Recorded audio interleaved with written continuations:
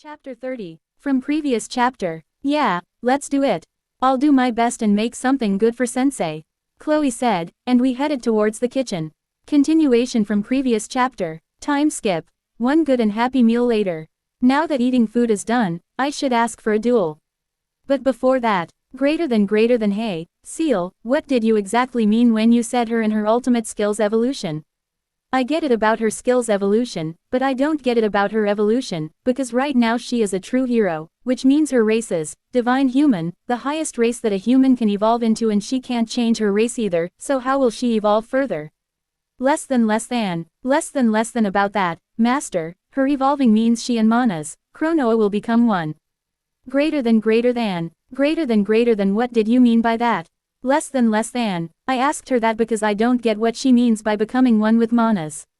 Less than initially, Chronoa was Chloe's negative emotions and memories, which can also be said to be her other personality, embodying her mature self. Later, she became a Mana's.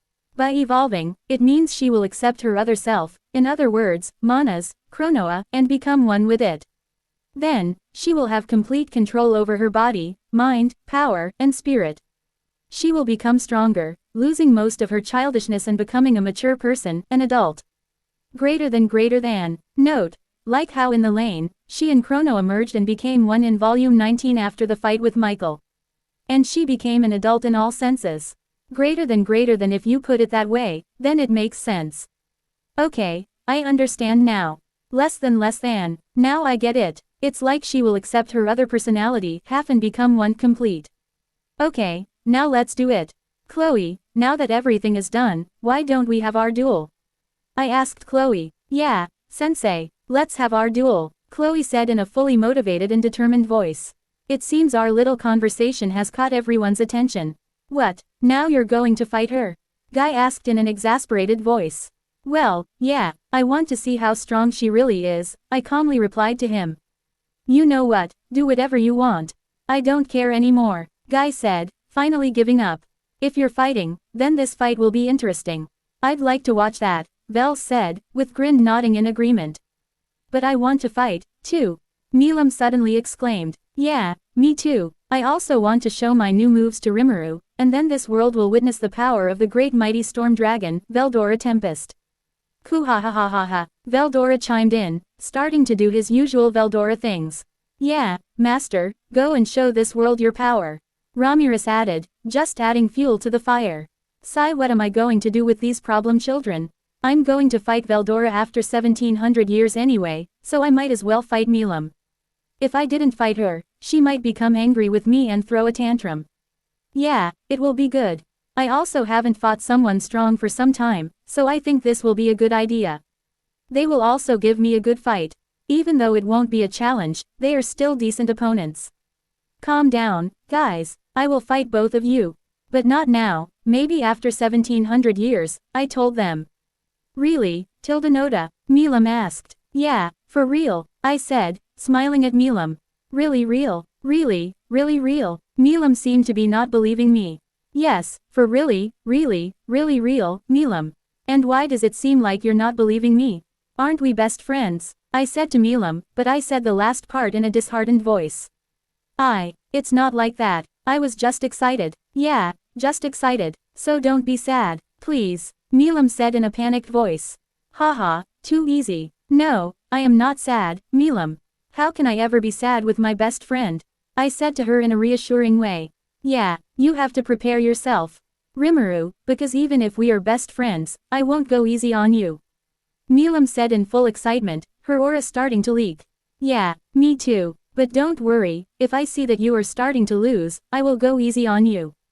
So don't worry, your brother will always protect you. Veldora boasted, with a hint of arrogance in his voice. What is he saying? Is he an idiot? How could I forget that Veldora has been an idiot from the beginning, and even though he has started to act like a mature person, he is still my idiot brother. I should also add something. This will be fun. Ha ha ha. Guys, don't worry. Even though I will fight you without considering you as friends and fight you fairly, I won't erase your concept. Most likely, I will just kill you, nothing more. So there is no need to worry. Right, Veldora and Milam. I said to them while releasing some of my aura. Ha ha ha, now they are looking like they have seen a ghost or something. Ha ha ha, this is so funny. Ha ha ha ha ha, why, you don't have to be serious, Rimuru, Veldora said to me, his voice shaking. Yeah, you don't have to, Milam added, also sounding shaky. Ha ha ha, this is so fun. I think this will be enough for now. Calm down, guys, I was just joking, you don't have to be scared of me, you know. I will never harm my friends unless they do something to deserve it, I said to them. I was not scared, you know. I was just thrilled and excited by the thought of fighting you. Kuhahaha, yeah, that's it, I was just thrilled and excited. Veldora said, trying to show me that he wasn't scared. Yeah, me too, I'm also not scared because I know that my bestie will never hurt me. And I'm not like this Veldora here, scared of my bestie. Yeah, I'm not scared of you. Milam said, trying to cover herself. Hey, don't say something like that about me. Veldora said to Milam, accusingly. Ha ha ha, I just said the truth, you know, she replied to him in an innocent voice. Then why are you telling him all lies? If that's the case, then I'll also tell him about your prank that you did on him 730 years ago. Veldora said to Milam, competitively. As if I'd let you tell him lies, Veldora. Milam replied to him, and now they are engaged in an argument that turned into a small fight. Again, it's a good thing that I made my home indestructible. Sigh, sometimes I wonder if I did the right thing by introducing them to each other. Let them do what they are doing, and Chloe, let's go outside where we will have our duel, I said to Chloe, ignoring Milam and Veldora. But it seems that Guy has something to ask. Well, Rimuru, not that I'm against you fighting with anyone, but I think your, Milam's, and Veldora's fight will destroy this world. So what are you going to do about it? Guy asked me. Well, his question is a valid one, but there's no need to worry because I already have the answer to this problem. You don't have to worry about that. I will just put a barrier around the world that will protect it and won't let it be destroyed. But I won't put a barrier on the country of that vampire who recently joined our Demon Lord Council, I said to Guy. I'm not going to put a barrier on that vampire. I think her name is Luminous, yeah, Luminous's country, because I want the same thing to happen to her that happened in my other variant's timeline. Actually, it wouldn't change that much if I put a barrier on her country too. But, you know, it wouldn't be that much fun if nothing got destroyed. And why is that? Guy asked me. I don't think he needs to know the reason. You will know when the time comes. For the time being, you should only know that when we fight, only her country will take damage and nothing more, I sternly said to Guy. Fine, I won't ask. Geez, you are becoming more and more secretive lately. Guy said in an exasperated voice. Messing with you is always fun, Guy. But don't worry, I will tell you when the right time comes, I said to him. Even though I am more powerful than him and I scare him from time to time, we are still old friends. So, no matter what, we always talk with each other in a casual way, like how two good friends talk. Okay, anyway, do you have more of this wine? Because I like this wine very much, so if you have some more, then I'd like to have some more, Guy said to me. Yeah, I have plenty of it. You can have as much as you want, and if you want, you can take some with you too, I replied to him. Actually, I have plenty of wine. I think 50,000 years ago, I made some grapes and put those grapes through the fermentation process to become wine. And now, I have enough of that wine that even if all the people in the world drink twice as much of this wine per day, it won't finish anytime soon. Then I would like to take you up on your offer. Okay then, Rain and Misery, make sure to take some of the wine before we leave for our place, Guy said to me and ordered Rain and Misery. He has taken quite a liking to wine. Good thing we all have abnormal condition nullification, or else he would be seriously drunk already because he has already drunk more than 15 bottles of wine. Also, Guy, don't invite too many weak people to our Demon Lord Council because when I met Dino last time, he told me that this new vampire, I think her name is Luminous Valentine, is not that strong. And the other one, he's a giant, right? His name is Dagruel, where Dino is staying currently. About him, Dino told me that he is decent. So, you should see how strong they exactly are before inviting them because people might think of us as a bunch of weaklings just because of a few weak individuals who joined us, and I don't like that. Make sure they are at least decently strong, I said to Guy. I mentioned this because I don't want people to perceive us as weak just because of a few individuals. Not everyone is like us, you know. It's difficult for other races to become as strong as us. You are a different case, and the people under you are also a different case. Being connected to you makes them stronger because you tend to do some unusual things and make them different from others. For example, me, Diablo, other primordial demons, true dragons, Romurus, Dino, Milam, etc. They might possess a demon lord seed, but they are not capable of gathering sufficient souls to evolve. And also, Luminous possesses a demon lord seed. I'm sure she will evolve in the next 1,500 years. But I'll take your advice because I also don't want people to think of us as weak just because of some individuals, Guy replied to me. That's fine with me. And about Luminous, she will awaken before this week can pass. So, don't worry about her, I said to Guy. If you are saying this, it means you have something to do with this, and right now, I don't have enough strength to argue with you. So, I'll just pretend you didn't say anything, and I didn't hear anything, Guy said, taking a sip of his wine. Well, I don't have a problem with that either. Putting those things aside, I think it's time for my duel with Chloe. Now that's settled, let's fight, Chloe. I said to Chloe. Yeah, sensei, I'm also excited to show you my power. Chloe said, full of determination. Even though she has the body of an adult, she still acts like a child. Yeah, me too, I'm also excited to see your power. But we should head outside first, I said to her because we can't fight in the house. Okay, let's go, she said and started to walk outside. If you guys want, you can also come to watch, I said to them. As I headed outside, I can see that they are also following me outside. Now that we are outside, we should start our fight. But first, I need to make a barrier that won't let the outside world be affected by any destruction that may occur during our fight. Greater than seal, make a barrier that will minimize destruction and won't let it affect the outside area. Less than already done it, master. Greater than, that was fast. We can start, Chloe. I have already deployed a barrier that won't let the destruction affect the outside area during our fight. So, you can go all out now, I said to Chloe. Just as I said that, she drew her rapier and looked towards me with eyes full of determination and admiration. Prepare, sensei, because I won't go easy on you, she said to me. She is using her rapier, so I need to use my sword, huh? Third person POV. Just as Chloe said that, she sprinted towards Rimuru, but he dodged her attacks quite easily. After seeing Rimuru evade her assaults, Chloe increased her speed and launched another attack. Observing Chloe's incoming strike, Rimuru considered drawing his sword. However, he soon realized that his current sword was too powerful for engagements like this. But he swiftly devised a solution. My sword is too powerful for battles like these. I know what to do. I need a new sword, one as strong as the others, in other words, a mythical grade sword, Rimuru thought to himself as he continued to dodge all of Chloe's incoming attacks. With this decision in mind, Rimuru shared his idea with his wife, Seal. Greater than seal, make a mythical grade sword for me. Less than, yes, master. Greater than, just as Seal confirmed, a mythical grade sword materialized in Rimuru's hand. The sword in Rimuru's hand now was a silvery black mythical grade weapon created by Seal just moments ago. You don't have a name yet, do you? Then from now on, you will be known as, the Sword of End, the Tempest Sword. Rimuru declared. Just as Rimuru spoke, the sword in his hand glowed, and the previously silvery black-colored sword turned completely pitch black in color.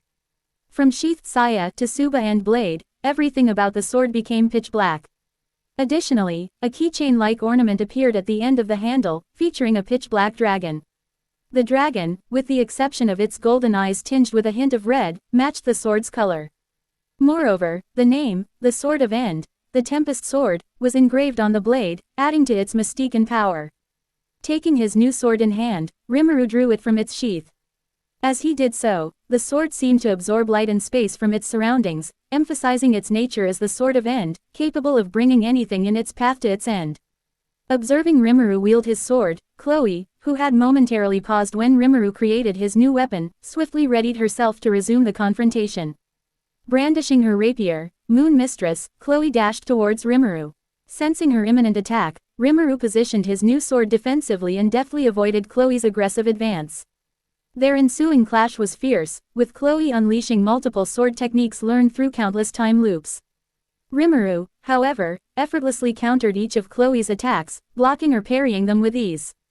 It was evident that Chloe's skills had been honed over a significant period, allowing her to fight Rimuru with speed and precision.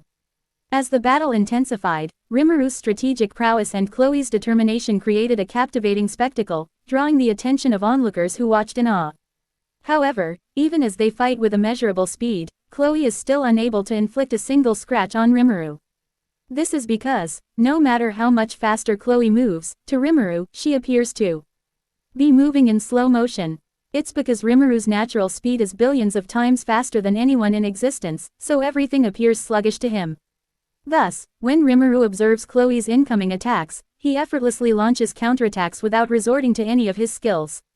He moves only when necessary, his movements resembling a graceful dance. Rimuru makes only the necessary movements to avoid and block Chloe's attacks, giving the impression of a beautiful dance to onlookers. While it's true that Rimuru is more skilled than Chloe and possesses more versatile and powerful sword techniques, he refrains from using them. The reason behind this is that he sees flaws in Chloe's sword techniques. These flaws aren't significant enough to weaken her techniques, but they suggest room for improvement. In other words, Chloe's techniques can be enhanced to become even more powerful. Despite being engaged in a sword fight for over 2 hours, Chloe has been unable to even scratch Rimuru. During this time, Rimuru focused on blocking and parrying most of Chloe's attacks, occasionally delivering counterattacks with just enough force to inflict minor injuries. Meanwhile, Chloe attempted to unleash her ultimate skill, Space-Time King, Yog-Sothoth multiple times in various ways. However, it had no effect on Rimuru. Her ultimate skill was linked to the elements of space and time, but Rimuru, as the ruler of space and time, remained impervious to its effects.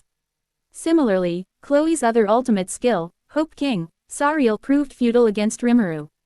Sariel's main ability, Life Domination, was ineffective against Rimuru, who transcended concepts like life and death. After battling Rimuru for over an hour with no progress, Chloe created some distance between them and assessed her injuries. Small wounds dotted her body as she glanced at Rimuru, who appeared unscathed, as if he had just entered the fight. Frustrated by the lack of results, Chloe relinquished control of her body to Chronoa, allowing her alter ego to take on Rimuru.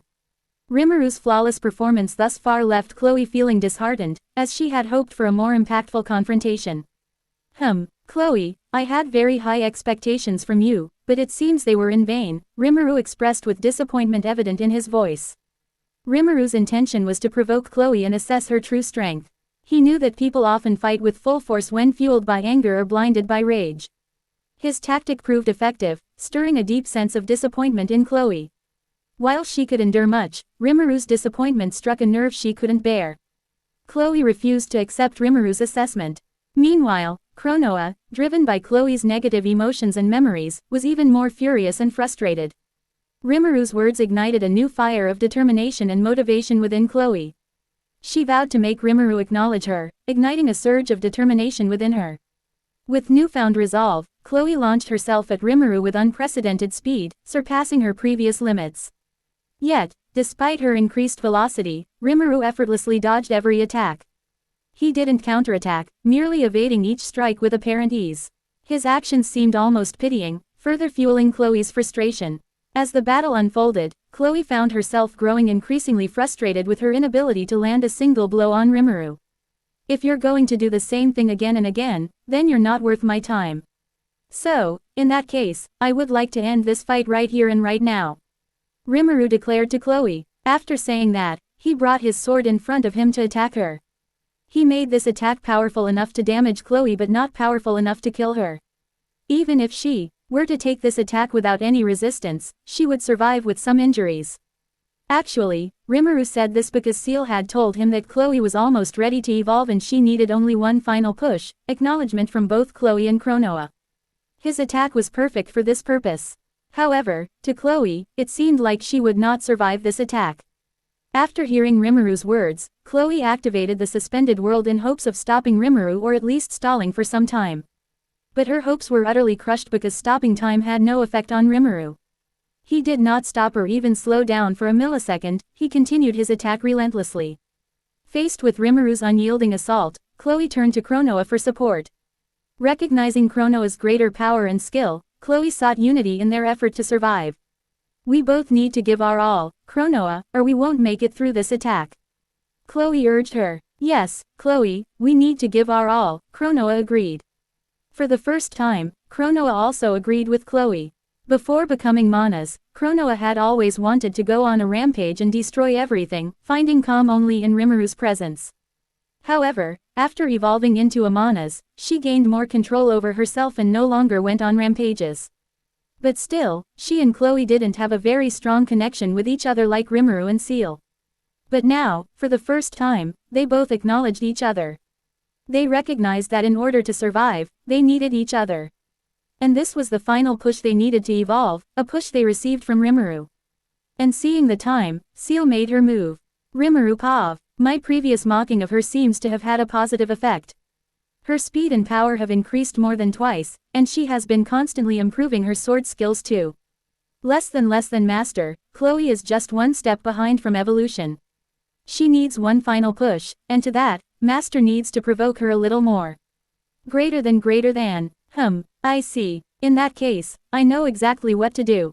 If you are going to do the same thing again and again, then you are not worth my time. So, in that case, I would like to end this fight right here and right now. I said to her, I am sure that it will do the job. Also, this fight is becoming boring. I should just finish this fight. With that in mind, I brought my sword in front of me and prepared myself to end this fight. The attack that I am going to use on Chloe is not that powerful. It will only injure her a little, but she will survive, so there is no need to worry about anything. Her expressions have changed to a more determined and mature one. I think this is what Seal said. Wait, it's Seal who said she is ready to evolve, which means she is going to intervene and do something unexpected with her. Greater than Seal, before you do anything, tell me what you are going to do. Less than I am going to create a soul corridor with Chloe and give her some part of Justice King, Michael, which is needed to integrate her current ultimate skills and evolve her ultimate skill into a God series skill. Greater than, okay, then do it. I thought you were going to change her race or something. Less than, no, master, I am not going to do something like that. I am just going to help her take an optimal path to evolve. And something more, a little. Greater than, high. I know that you won't do anything absurd like evolving her into Supreme Chaos, Divine Spirit or something like that, right? Less than, greater than, right, Seal. Am I right? Less than, greater than, Seal. Less than, sorry, master. It's just that she is in the perfect condition to do this experiment. Also, if in the future you two become closer, then she needs to become at least true dragon level. Only then she will survive. Greater than, trying to come up with excuses. You know, where, right, greater than asterisk sigh, what am I gonna do with you, Seal? Well, if you want to do it this much, then I give you my permission. Less than, thank you, master. Greater than, well, can't do anything about it. If I didn't give my permission to Seal, she might make me sleep on the sofa. And I would let her do this rather than sleeping on the sofa. I think Seal has done her job already. Now the only thing left is Chloe's evolution. Third person Pav. After concluding her conversation with Rimuru and observing Chloe's dire situation, Seal made her move. Chloe currently found herself in a state of crisis, deeply affected by her mentor's disappointment. The person she admired most, Rimuru, was disheartened with her performance. This dissatisfaction weighed heavily on Chloe. She detested the idea of disappointing Rimuru, longing instead for his acknowledgement. In this vulnerable state, Chloe heard a voice, offering to make her stronger. Strong enough, it promised, for Rimuru to recognize her. The sudden appearance of this voice caught Chloe off guard, putting her on high alert. Despite sensing no malicious intent, Chloe couldn't bring herself to trust the unknown speaker. She bombarded the voice with rapid-fire questions. Who are you? What are you? Where are you? How are you able to communicate with me like this? And when you mentioned, Master, are you referring to Sensei? Chloe's inquiries poured out in quick succession. In response, the mysterious voice identified itself with authority and dominance. I am Seal Tempest, the wife of the Supreme Deity. I am the queen of all existence, the one who can create anything, the wisest being in the entire creation. I am the embodiment of everythingness, the goddess of knowledge and wisdom, Seal Tempest. Seal introduced herself to Chloe in a fully authoritative and dominant tone, unmistakably asserting her superiority. Women's are hard to understand. You are Sensei's wife, Chloe exclaimed in complete shock. Yes, now tell me, do you want to become strong? Strong enough to gain acknowledgement from Master? Seal inquired once again. Yes, I want to become strong. I want to become strong, and I want Sensei no, Rimuru-san to acknowledge me. Chloe said to Seal in a determined voice, the previous childishness gone from her tone as she spoke with newfound maturity. Chloe's voice held determination as she acknowledged Seal's assistance. The uncertainty of before had vanished, replaced by a sense of purpose and resolve. Initially, Chloe was hesitant to accept Seal's offer. Rimuru had once told her, never take anything for granted, because things that come for free don't last long. However, upon learning that the unknown voice belonged to Rimuru's wife, Seal, she changed her mind. Accepting the offer seemed more reasonable since Seal's connection to Rimuru meant he was aware of her actions. This implied there must be a reason behind it all, prompting Chloe to trust Seal and accept the offer. I see. In that case, your wish shall be granted, Seal declared. True to her word, she provided Chloe with the necessary means to enhance her strength. And just like Seal planned, she gave the necessary part of Justice King, Michael, to Chloe. Then Chloe heard the voice, and that voice belonged to the voice of the world. In the lane, Chloe took only part of the Michael because after taking the parallel existence of Michael there was still Mana's Michael existing. Also, in the LN Volume 20, it is stated that Feldway is the current holder of Michael. So, in other words, Chloe only took some part of Michael from its parallel existence. In the suspended world, the voice of the world said, it is confirmed that the three elements of courage, hope, and justice have been gathered in individual, Chloe Aubert. Just as the voice of the world announced, Chloe's body started to glow slightly. Her appearance started to change. This fills in the missing elements of the ultimate skill, Hope King, Sariel, and begins the complete integration into the ultimate skill, Space-Time King, Yog-Sothoth successful. Ultimate skill, Space-Time King, Yog-Sothoth has fully evolved into ultimate skill, Space-Time God, Yog-Sohorts. Upon order of Goddess, Seal further evolution of individual Chloe Aubert will begins now. Successful individual Chloe Aubert has been evolved. The evolution was completed. It was already obvious that, due to Ciel's interference, the evolution had been significantly enhanced without explanation. Inside Chloe, the ultimate evolution had taken place without her even being aware of it. As her evolution began, Rimuru stopped his attack and observed Chloe. Now, after her evolution, he looked towards Chloe and asked, Chloe, are you okay? How are you feeling? Rimuru knew that Chloe was okay and that the evolution went well. Moreover, with Ciel supervising her evolution, there was no way she would get harmed. Nevertheless, he felt the need to ask her. Rimuru Pav, Chloe, are you okay? How are you feeling? I asked Chloe. I knew she wasn't harmed and the evolution process went well. When Ciel supervises something, the chances of any problems are negligible. But still, I felt like I should ask her. Yes, Rimuru-san, I feel like I've truly become one with Chronoa, Chloe replied to me in a calm and soft voice. After witnessing the change in Chloe firsthand, I was sure she was fine. I could no longer sense the presence of manas inside Chloe, indicating that Chronoa and Chloe had become one. Her childishness had disappeared. Now she looked more mature, but I could still see some faint traces of childishness, as if she had become an adult but retained some of her childish traits. Her voice had also changed. The previous childishness had been replaced with maturity and calmness, and it now had a seductiveness that reminded me of an adult woman. Right now, she is wearing a white cape dress over a long-sleeved black shirt, with a black corset atop the dress and a black waist cape attached to it. Additionally, she wears white gloves with a gauntlet glove on her left hand, white and blue boots, black spats, and a ruby necklace. Her clothes serve as part of her armor, which is also a mythical grade armor named Divine Mail, Lane Clothes. She now looks like an adult woman, aged between 20 to 22, with black hair tied in a side ponytail that reaches her mid-back. Her face has become more mature and seductive, yet it still retains the original essence of a delicate and quiet girl. Yep, I can clearly say that she and Chronoa have become one because these characteristics are Chronoa's. And now she looks like a combination of both herself and Chronoa, in other words, she has become Compal. Chloe moved faster than before, and something soft touched my lips. It was her lips. It happened because she kissed me. It felt good though. Chloe, why did you do that? You shouldn't do something like this without permission. I yelled at Chloe. I don't think I am eligible to tell this to her because I didn't move, and I didn't avoid her either, but I feel like I should have said this to her, or else people might point questions on me. And just as I thought, my yelling didn't affect her, not even the slightest. You foo, I am an adult now. So there is no problem, she said, still in her own world. That's enough, Chloe, because the real battle starts now. I said to her. To be continued.